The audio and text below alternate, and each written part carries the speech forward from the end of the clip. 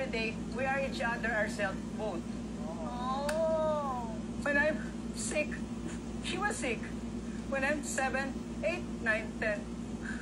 You know, guys, Twinkle is my favorite pet.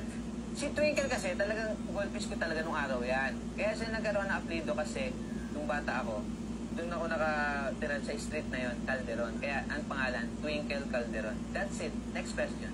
Oh my goodness, Twinkle! Ah! I miss my Twinkle!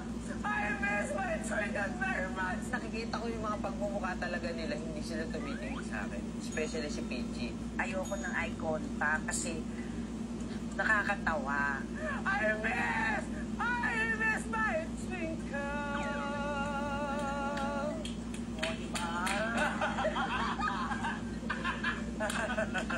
Pinaka-threat sa akin, si Empoy kasi titigan mo lang. Pag tumagal ka ng 10 seconds ng titig kay Empoy at di ka tumawa, ang galing mo. Oh my goodness! And then I found the stage. There in the center. Twinkle, this song is for you.